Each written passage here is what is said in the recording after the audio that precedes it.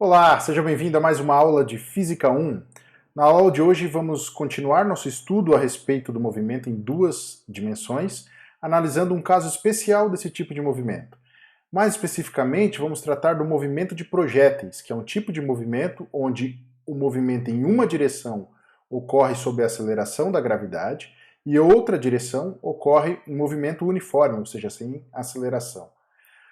Essa aula é dividida em duas partes. Nessa primeira aula, nós vamos tratar das equações principais do movimento e na aula seguinte nós vamos aprofundar nosso estudo a respeito de equações mais específicas do movimento, como a equação da trajetória e determinar a posição onde o objeto toca o solo, determinando assim o alcance.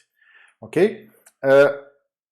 Então, como eu disse, né, essa é a primeira das partes de uma aula sobre movimento de projéteis. Nós vamos analisar o movimento de projéteis pensando aqui nas equações básicas a respeito desse tipo de movimento. Tá? Então, quero que você imagine uma situação bastante simples, onde nós temos aqui uma catapulta, por exemplo, né?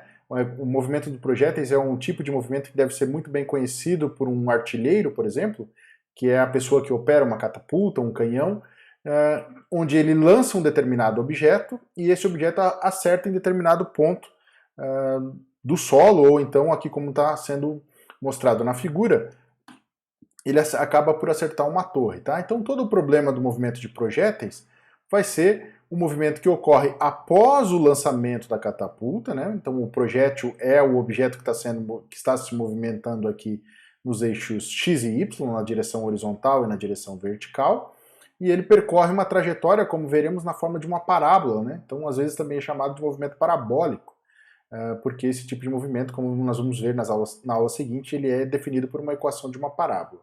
Então imagina uma situação onde o artilheiro aqui está projetando a catapulta, imaginando qual é a posição que ele tem que colocar a catapulta e qual é a velocidade que ele tem que lançar o projétil para que ele atinja exatamente o ponto onde ele quer. Esse ponto da trajetória aqui, tá? Então, como nós veremos, após o disparo, depois que o projétil não está mais em contato com a catapulta, ele executa dois tipos de movimento. Na direção vertical, que é aqui representada pelo eixo Y, né, mais ou menos nessa direção aqui mostrada na figura, ele está sob a aceleração da gravidade. Então ele vai ser um movimento acelerado com a equação definida da mesma forma como nós utilizamos lá no movimento de queda livre. Já na horizontal não existe aceleração.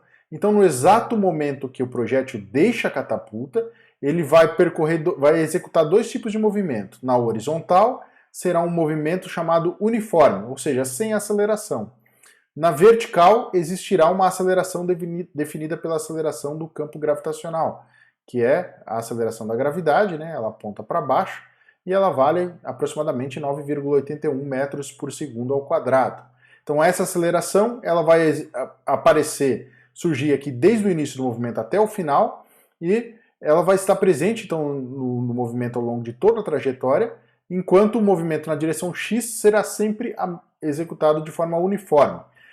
Ou seja, a velocidade na direção horizontal que o projétil tem em todos os instantes de tempo da trajetória será sempre a mesma, enquanto o movimento na vertical vai sofrer a aceleração da gravidade. Então, a aceleração será pequena no início, a aceleração será sempre constante, a velocidade vertical será positiva no início, até ela chegar a um valor máximo, depois ela tende até ela chegar na altura máxima, onde a velocidade é zero, depois ela retorna com uma velocidade apontando na direção contrária, né?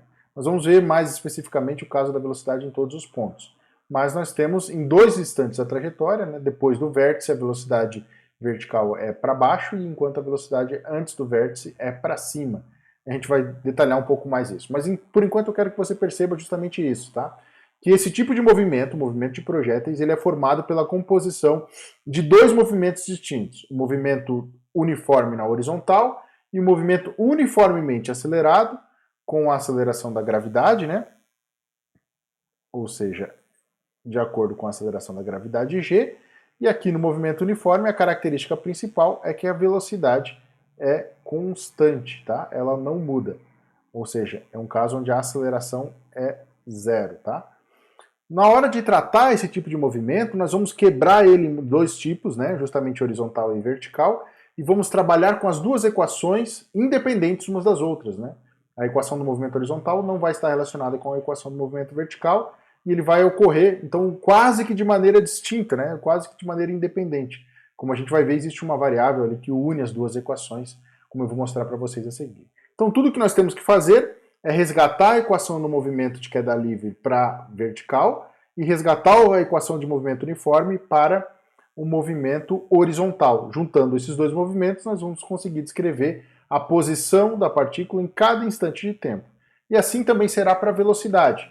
Aplicando a equação do movimento uniforme para a velocidade, que é um movimento com velocidade constante, nós temos a equação, perdão, nós temos o movimento, a velocidade na horizontal. E aplicando a equação do movimento uniformemente acelerado, o movimento de queda livre, nós teremos a equação da velocidade também para a vertical. Então vamos ver mais especificamente o que isso quer dizer. Então, vamos trabalhar aqui com as equações de movimento. Como é que eu imagino essas equações e como é que eu trabalho com elas. Então a equação do movimento horizontal será a equação do movimento uniforme. Então é essa equação que representa um movimento uniforme, né? Obviamente você deve estar lembrado do nosso estudo em uma dimensão lá para o movimento uniforme, e ela vai ocorrer no eixo x. Ó. Então o x representa a posição do objeto medida no eixo x. E ela é igual à posição inicial, que nós marcamos por x0, vezes a velocidade inicial na direção x, vezes o tempo. Tá? Essa é a equação do movimento na direção x. Então, ó, nós utilizamos assim, ó, essa notação para especificar que nós estamos nos referindo à direção x. Velocidade inicial, que é v0, com índice x, para dizer que essa velocidade deve ser representada na direção x. Como esse movimento não possui aceleração, a equação é simplesmente essa, né? É a equação de uma reta, o movimento horizontal. Na horizontal ele vai ser sempre crescente, né? Então ele vai sair dessa posição e vai chegar naquela posição final, sempre aumentando gradualmente, né? Sempre na mesma proporção do tempo, à medida que o tempo passa. Então essa é a equação descrita, ela serve para escrever a variável na direção x. Enquanto que o movimento na vertical já está marcado aqui na equação, né? Será y0, que é a posição inicial, v0y, que é a velocidade inicial no eixo y, depois eu vou mostrar como a gente obtém esses valores, vezes o tempo, menos 1 meio de gt ao quadrado, onde g é a aceleração da gravidade e t, obviamente, o tempo. Então temos duas equações e as duas equações são separadas, elas não... Repara que o y não aparece aqui na equação do horizontal e nem o x na equação do vertical. O que faz a conexão entre as duas equações, a ligação entre as duas equações, é justamente o tempo, porque o tempo que se passa para o movimento horizontal tem que ser igual ao tempo que se passa para o movimento na vertical. São dois movimentos independentes, né? Lembra que nesse caso aqui o gráfico da posição seria da posição na vertical, ele é uma parábola também, né? Não tem nada a ver com essa parábola que eu estou mostrando aqui. É uma parábola em função do tempo, significa que a posição aumenta, chega no valor máximo e ela cai, retornando à posição inicial. Enquanto a equação da posição no movimento na direção x é sempre uma reta, sempre crescente até chegar na posição final, tá? Então, ó, e juntando essas duas equações, e isso eu não vou mostrar na aula de hoje, mas nós temos a equação de uma parábola, né? Vou mostrar para vocês que a equação de y em relação a x é justamente uma função de uma parábola, tá? Então, essas duas equações juntas vão formar a posição do objeto, né? Inclusive, eu posso definir o vetor posição, né? Que ele vai ser dado por x na componente x, obviamente, né? Então, xi mais y na direção J para marcar a posição. Que seria, vamos escolher uma outra cor aqui, pode ser talvez o vermelho. Opa, não foi. Agora sim. Então seria esse vetor aqui que está definindo a posição, né?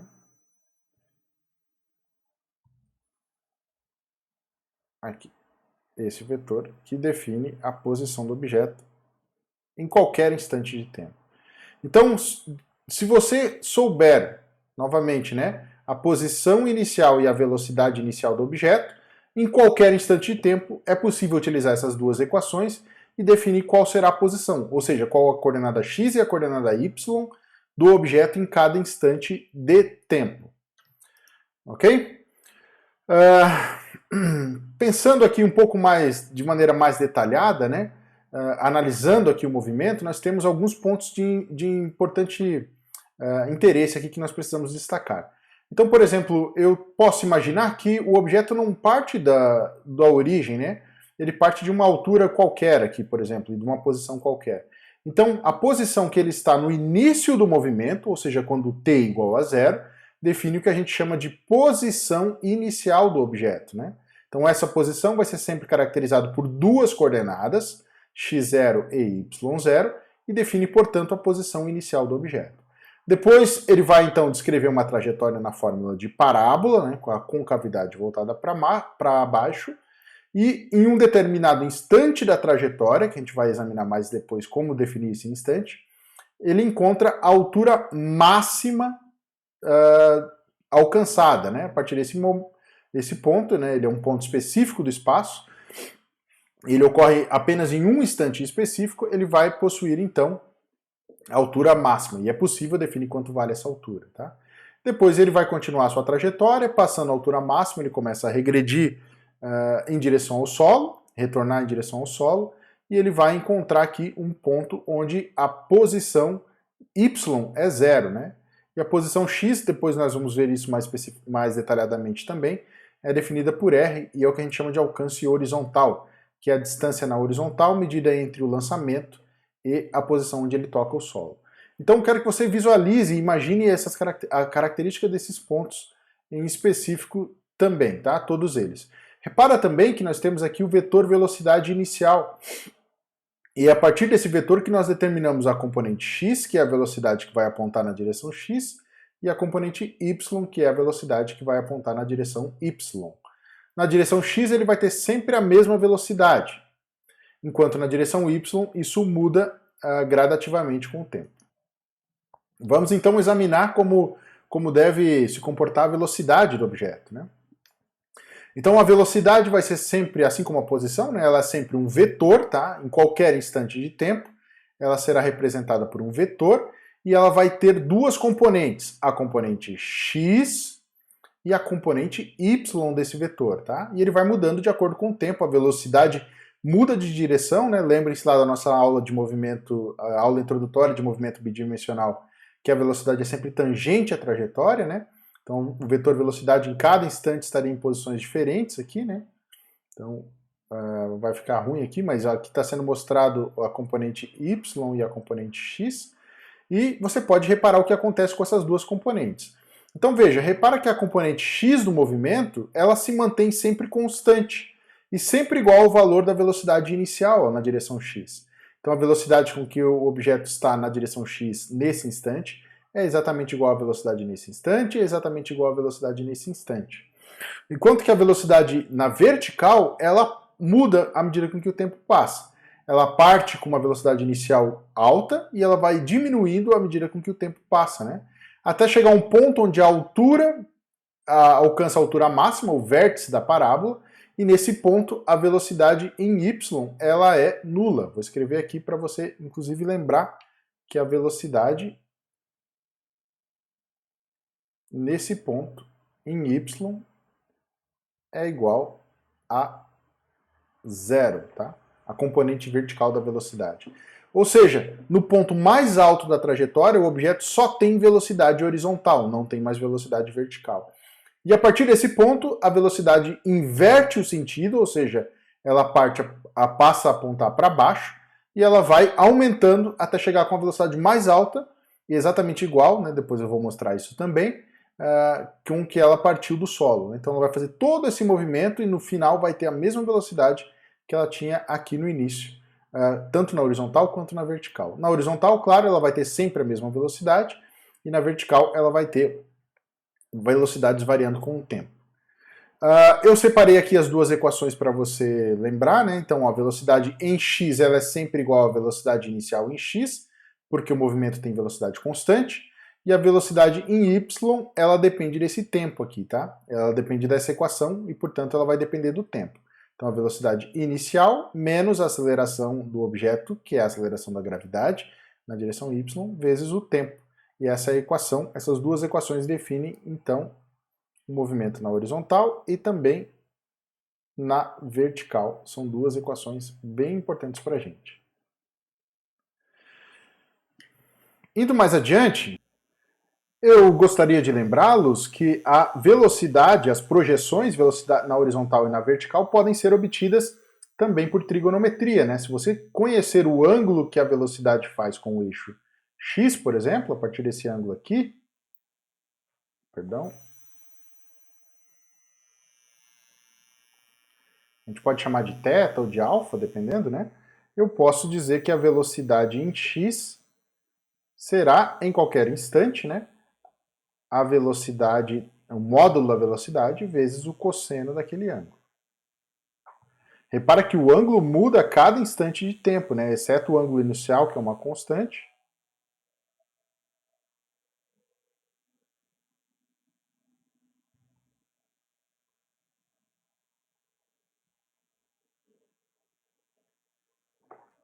O ângulo muda a cada instante de tempo.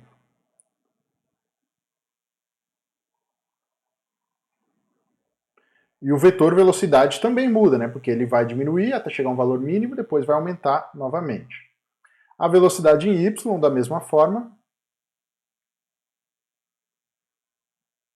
pode ser representada pelo módulo da velocidade e decompondo através da função seno daquele ângulo. Repara que para isso funcionar, tem que ser informado o ângulo em relação à horizontal, tá? Senão você precisa pensar em cada instante qual é o ângulo que é fornecido, tá? Seno de θ.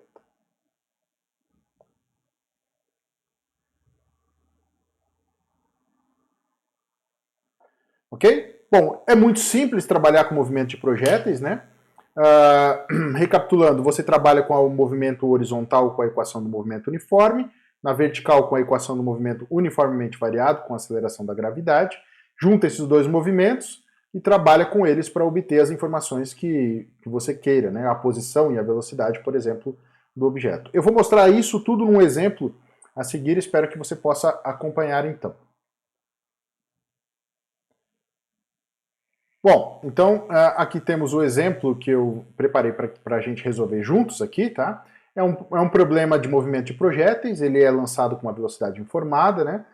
E esse é um tipo de problema um pouco mais simples de ser resolvido, porque ele fornece tudo sobre as condições iniciais, ele diz a velocidade e a posição que o objeto está no instante inicial. Isso facilita bastante a resolução do problema, porque se essas informações não são dadas no enunciado do problema, em geral você vai ter que trabalhar com as equações para descobrir primeiro essas informações, que a gente chama de condições iniciais. As condições iniciais são a posição e a velocidade no tempo igual a zero, tá? Isso tem que ser sempre calculado de alguma forma, direta ou indireta, tá bem?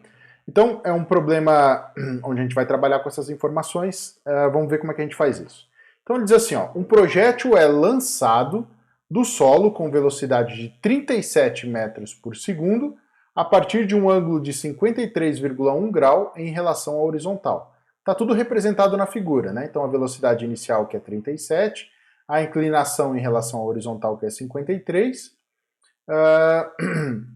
e ele vai executar, obviamente, um movimento parabólico, aqui um movimento de projétil, até chegar ao solo, né?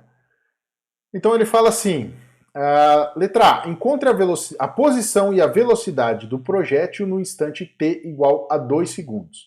Então, veja, a partir das informações iniciais e das equações de movimento, a gente vai calcular qual é a posição, ou seja, onde ele vai estar, x e y, no tempo igual a 2 segundos, tá? Essa é a nossa primeira tarefa e a gente vai trabalhar com isso então.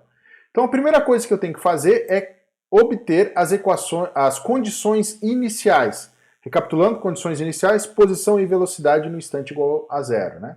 A gente considera que já o referencial está tudo montado, né? Ele parte da origem, né? Eu posso colocar o referencial também em outro lugar se eu quiser, mas nesse caso é interessante trabalhar com o referencial aqui na origem, onde a posição inicial, ou seja, o x0 vale 0, ele está sobre a origem, e o y0 também vale 0, porque ele está sob a origem. Agora ele não fala pra gente qual é a velocidade na direção x e y, né? Mais especificamente, ele não trata das componentes, ele fala o seguinte, o enunciado diz o seguinte, que a velocidade é 37 metros por segundo e ela tem uma determinada inclinação, ele chama aqui de alfa, né? Alfa zero, que vale 53,1. Então, para eu obter as duas componentes, eu tenho que fazer uma análise aqui do vetor velocidade inicial e decompor esse vetor em duas componentes. Então veja, a componente x é essa que eu estou desenhando aqui, que é a projeção do vetor velocidade inicial na direção x. A gente chama isso de v0x.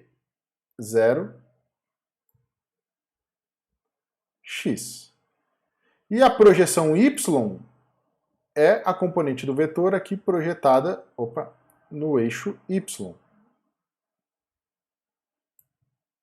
que seria esse vetor aqui. Aqui nós temos vy. Repara já que isso forma um triângulo retângulo, né? Então, como eu escrevi ali abaixo, a velocidade, aqui é o ângulo alfa zero, ele chama de alfa, né? Nós trabalhávamos com θ, mas no problema ele chama de alfa, isso não tem problema. Velocidade inicial em x, velocidade inicial em y. Então veja, como eu tenho a velocidade inicial em x como um cateto adjacente ao ângulo, para obter o valor dela, basta multiplicar o valor da velocidade, que é 37, pelo cosseno desse ângulo. Então, fazendo isso, a gente obtém o valor da velocidade inicial em x, que será, então, 37 metros por segundo, vezes o cosseno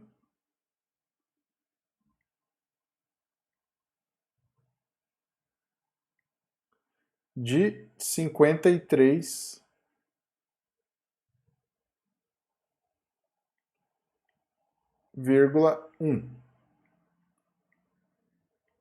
Ok? E o mesmo vale para a velocidade em y, tá? Então, fazendo essas continhas, eu vou fazer a conta aqui e vou escrever o resultado. Faça aí no caderno de vocês também. Então, fazendo esse cálculo, nós chegamos que a velocidade na direção x, a velocidade inicial na direção x é 22,2 metros por segundo, enquanto que a velocidade inicial no eixo y é 29,5 metros por segundo. Repara que a velocidade em x vai permanecer 22,2 desde o início até o final, desde o ponto onde é lançado o projétil até a parte final, ele vai ter sempre essa mesma velocidade, nunca vai mudar. Já a velocidade na vertical, ela vai alterar o seu valor, 29,5, vai chegar a um ponto no máximo da trajetória onde ela é absolutamente zero, e ela vai retornar, depois como a gente vai ver, aos mesmos 29,5 metros por segundo. Ok? Então agora que a gente tem as condições iniciais, é só trabalhar com as equações e fica fácil resolver as equações e obter as informações que ele quer. Então vamos ver. Bom, ele pede para a gente determinar a posição em 2 segundos, né? Então eu escrevo aqui a equação da posição na horizontal, que é a equação que a gente viu no início da aula, né? X igual a x0 mais vxt, e a equação na vertical para obter a posição na vertical. Fazendo isso, a gente obtém, então, as duas posições. Para isso, basta escrever aqui as equações, os valores que nós já temos, né? A posição inicial foi obtida 0, a velocidade inicial na direção x é 22,2, e esse valor vai se manter em qualquer instante de tempo, vezes o tempo de 2 segundos. Isso vai dar 44,4 metros, a localização na coordenada x do nosso objeto. Então o projétil, após 2 segundos do lançamento, vai estar a 44,4 metros de distância na horizontal. E o mesmo eu faço para a posição em y. Lembrando então que a posição inicial em y é 0, a velocidade inicial em y é 29,5 e a aceleração da gravidade vale 9,8. Vamos escrever esses dados e calcular o valor da velocidade então. Bom, então fazendo os cálculos, nós chegamos que, substituindo então o tempo por 2 segundos, né, nas duas posições onde ele aparece, multiplicando a velocidade elevado ao quadrado, multiplicando a aceleração, chegamos a 39,4 metros. Então temos agora, portanto, a posição em y e em x, 39,4,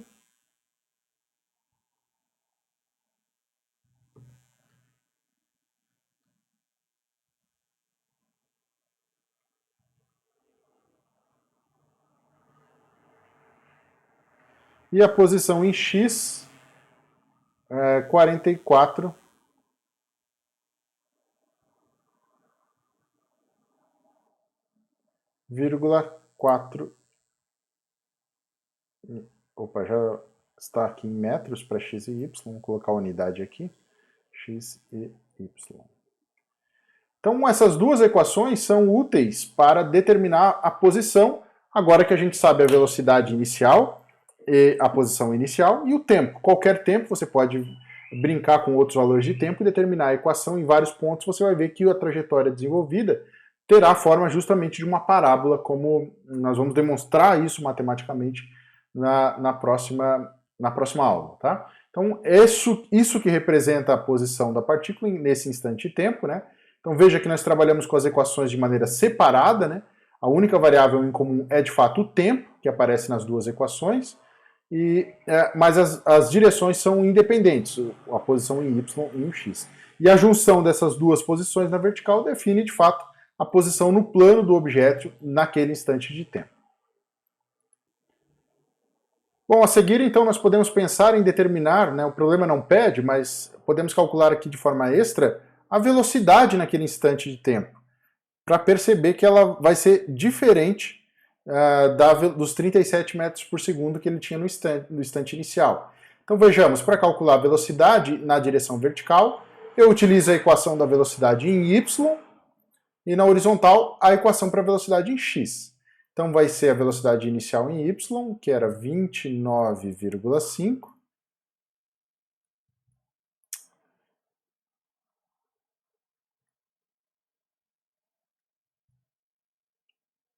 menos a aceleração da gravidade, que é 9,8, vezes o tempo, que são 2 segundos.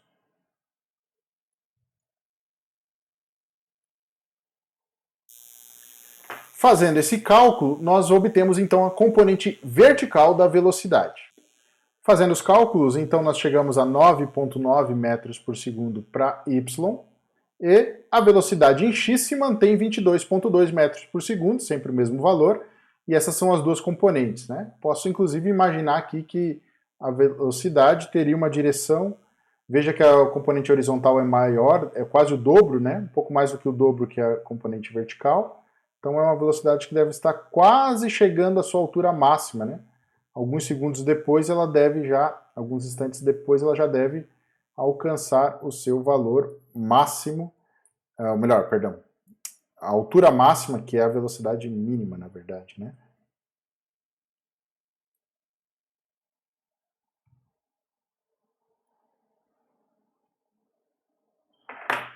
Essa é, portanto, a direção da velocidade. E eu posso calcular, e você vai ver que ele vai ter um valor menor do que os 37 metros por segundo, né? Para calcular o módulo, basta que eu utilize a equação do módulo, né, o teorema de Pitágoras, vai ser Vx ao quadrado mais Vy ao quadrado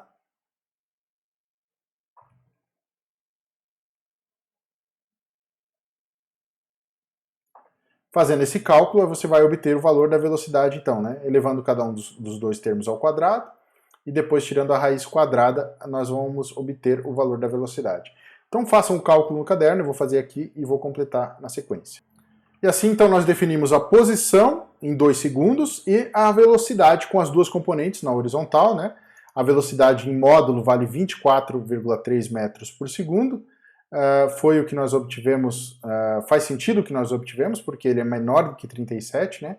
Como eu havia mencionado, a velocidade vai diminuindo até que ele chega à altura máxima, e depois ele começa a aumentar, só que no sentido contrário, né? A velocidade vertical no eixo Y, ela inverte o sentido. Ok? Bom, então essa é a primeira parte do problema, determinar a posição e a velocidade no instante t igual a 2 segundos. Voltando lá no problema, ele pede a segunda tarefa que ele nos dá é encontrar o tempo necessário para que o projétil alcance o ponto mais alto da trajetória. E essa aqui é a chave para resolver vários problemas de movimento de projétil, tá? Peço que você preste atenção e anote aí como é que a gente faz esse cálculo. Então vejamos, né? A informação importante para você resolver esse tipo de problema é pensar na velocidade na vertical. Veja que nós já temos uma equação pronta para determinar a velocidade na vertical, né? V0y menos gt, e ela parte então do valor lá inicial, que era 29,5, e vai diminuindo à medida com que o tempo passa até chegar no valor onde ela é mínima, onde de fato a velocidade é zero. Então, o que caracteriza o vértice da parábola, o ponto mais alto da trajetória, é a velocidade na direção vertical ser igual a zero. É isso que caracteriza a velocidade na vertical. Perdão, o ponto mais alto da trajetória. Né? A velocidade ser igual a zero. Velocidade vertical. Repara que o objeto vai ter uma velocidade, só que essa velocidade vai ser na horizontal. E ela vale exatamente 22,2 metros por segundo, que é a mesma velocidade do início do movimento. Né? A única velocidade que agora mudou é a velocidade na vertical, que vale zero. Tá? Então basta você lembrar disso, ó, a velocidade na vertical é igual a zero, e aí você trabalha com a equação para descobrir quanto tempo isso passou. Você trabalha com a equação da velocidade, obviamente, né, que é essa que nós temos aqui, igualando a velocidade a zero. Né? Então, igualando aqui a zero e isolando o tempo, você vai ficar com o tempo igual a...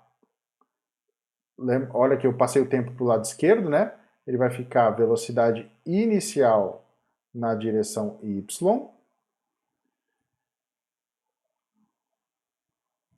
dividido pela aceleração da gravidade. Né? Apenas isolei o tempo, e aí eu encontro o tempo necessário para alcançar o ponto mais alto da trajetória. Velocidade inicial em y era 29,5,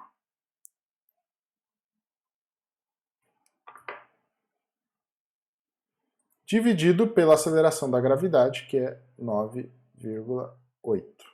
Perdão, ficou ruim aqui. Aí. Isso vai gerar o tempo. Fazendo esse cálculo, chegamos a aproximadamente 3,0 segundos. Né? Então, o tempo de 3 segundos após o lançamento, o nosso projétil vai estar no ponto mais alto da trajetória. Né? E agora, como é que eu faço para descobrir qual é esse ponto? Né? Qual é a altura máxima alcançada? Então, basta pegar a equação da altura máxima, né? A gente chama de H máximo ou H maiúsculo às vezes, né? Depende do livro. Vou chamar aqui simplesmente de H max, assim.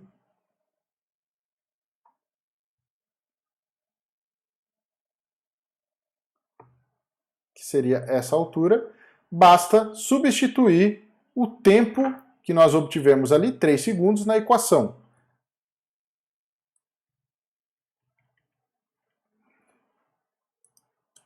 Fazendo isso, a gente obtemos, então, a altura máxima. Né? Então, substituindo os valores, posição inicial 0, velocidade inicial y, 29,5, vezes o tempo, que é 3, e a aceleração da gravidade, 9,8, fator 2 e 3 elevado ao quadrado. Obtemos, então, 44,4 metros, é a altura máxima que o objeto vai alcançar. Veja que ele alcança uma altura considerável, né? 40 metros de altura, quase 45 metros de altura, durante essa trajetória, mas desse ponto ele não vai mais passar, agora ele vai começar a cair e retornar ao solo. Tá? E é isso que acontece com o objeto em questão.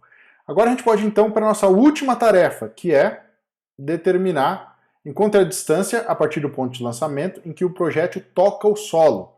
Como é que eu posso determinar quanto vale essa distância aqui, ó, em relação à horizontal? Quanto vale essa distância aqui? A gente chama isso de alcance, e eu vou falar mais sobre ele na próxima aula.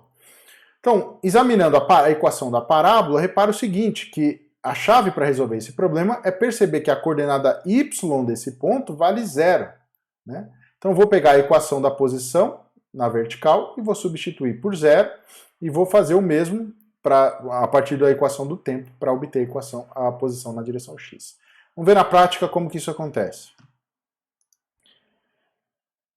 Então eu já preparei aqui todos os cálculos, né? A gente começa determinando o tempo que o objeto permanece no ar, tá?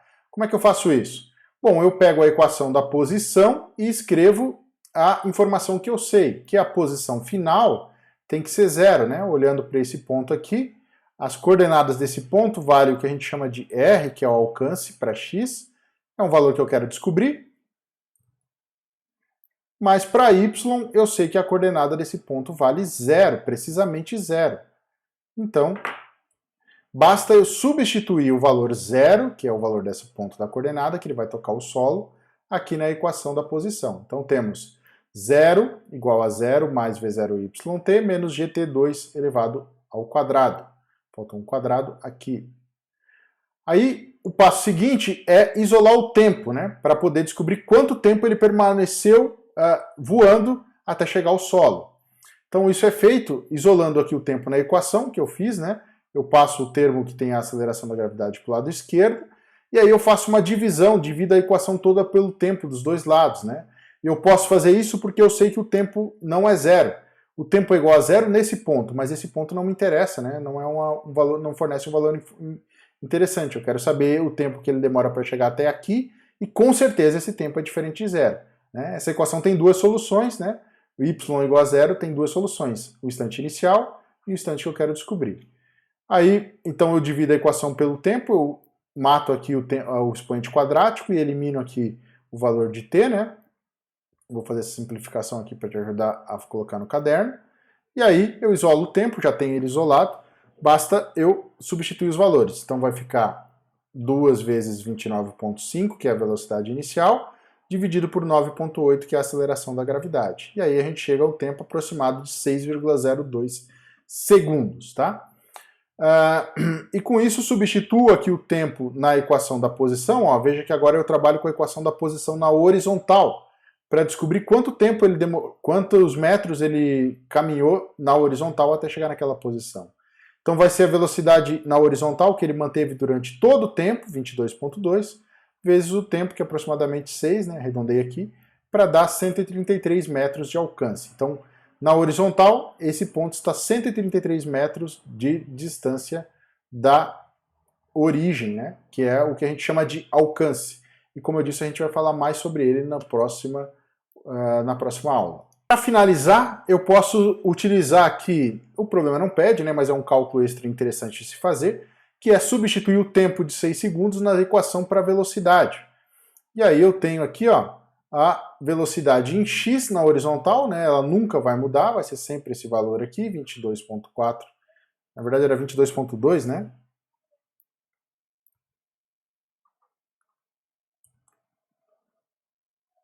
ou 22,4, não me lembro mais. É 22,2, né? Então tem que corrigir aqui. 22,2. Essa é a velocidade em x e ela não vai mudar ao longo de toda a trajetória.